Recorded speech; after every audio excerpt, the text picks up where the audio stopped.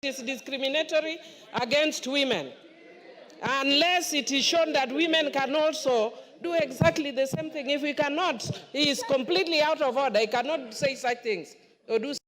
96 on the. We found all the senior officers sitting in a corridor at Bunge Towers for more than 2 hours, waiting to be ushered into an ICT committee of the Senate. Honorable Speaker, the matter that the ICT committee was inviting those officers on has nothing to do with the role of the Senate, Honorable Speaker.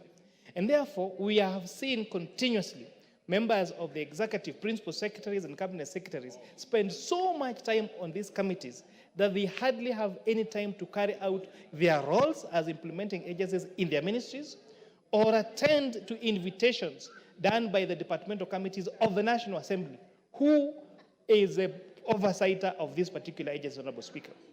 And therefore, I would be inviting your guidance, Honorable Speaker, and communication from the Chair, Honorable Speaker, on to what extent should these committees of Senate invite officers from the national government, Honorable Speaker, and how often and what matters. And if, for example, they need the technical experience or expertise of some of these officers, then they should allow technical officers in these particular ministries and state agencies to attend those meetings. But having now to require the Cabinet Secretary for National Treasury or the Principal National for National Treasury to attend a whole day meeting on a matter that relates to an advisory on integration of county revenue system with IFMIS, for example. That is a matter that can be competently answered by someone in the position of a director in the ministry. But now when you require the principal secretary, the cabinet secretary, the commissioner general of KRA, and all the officers, the governor of central bank, and all these officers in this particular meeting, it is not prudent use of time for these officers. It is a breach of the mandate of the Constitution, especially Article 96 on the roles of the two different houses, Honorable Speaker, and therefore I'm seeking your ruling and your communication on this particular matter because it's really affecting the functioning of especially the departmental committees of the National Assembly. I submit, Honorable Speaker.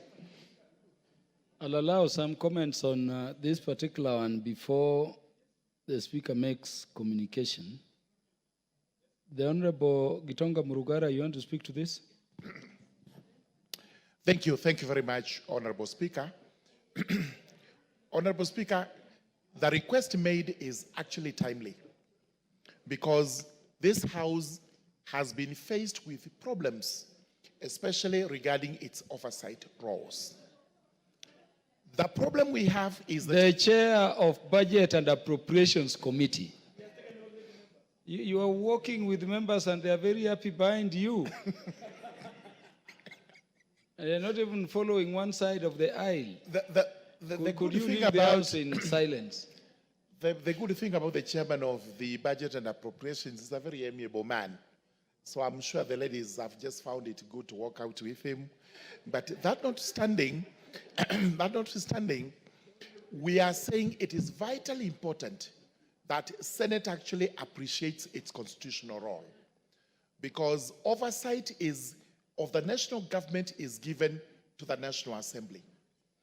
And it becomes extremely difficult when the National Assembly has to exercise the oversight role for the Senate to perform the same role by inviting the same members of the government, as a result of which. Honorable Millie.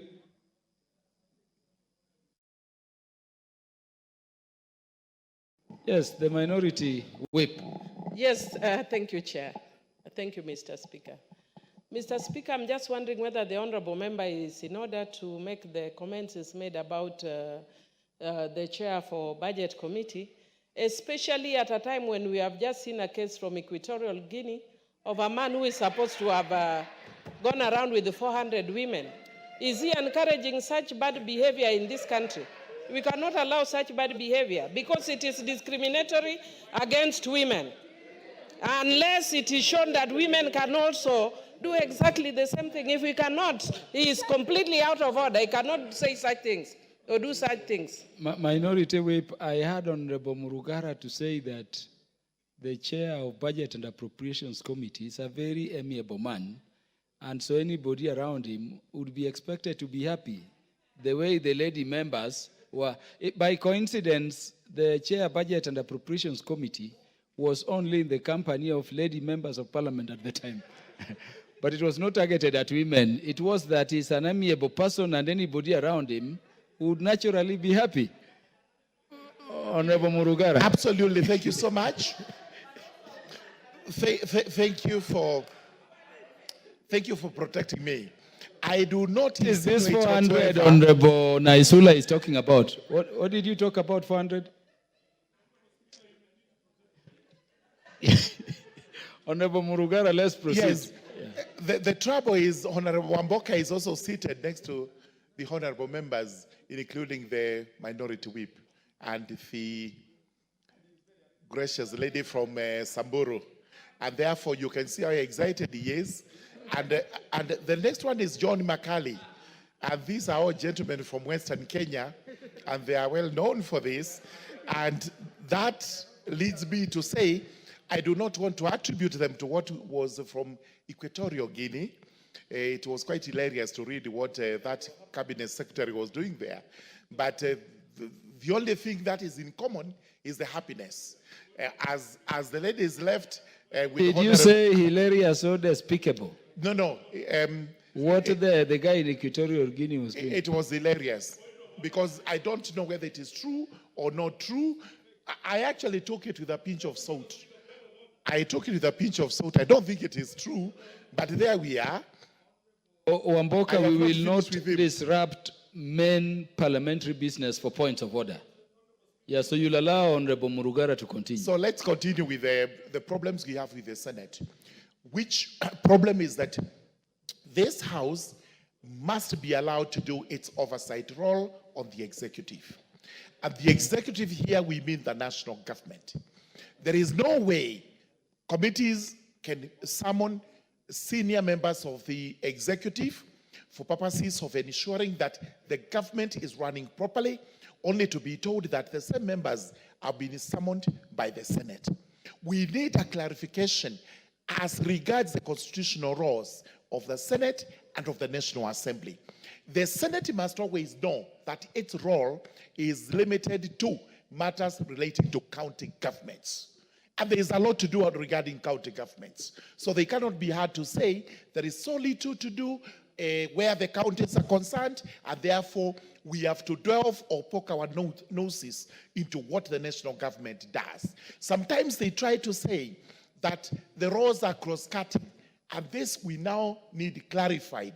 There is no role that is cross-cutting between the national government and the county governments, so that the Senate can now find itself delving into matters of the national government. I think the request is timely. Kindly make a ruling so that we all know that we need to meet the executive when time comes without any deviation from the Senate. Thank you very much. Honourable members, this is a very serious matter. I wish we would give it the attention we are now giving it. That's why I requested Honourable Kajwang to sit back. Because you see, principal secretaries, cabinet secretaries are permanently in the Senate addressing not matters of county, but matters of the national government. So much so that you are searching for cabinet secretaries or principal secretaries to address the matters of the national government. You barely find them. This is the stem of the matter. The Honorable Owen Bayer, I've noticed you, Honorable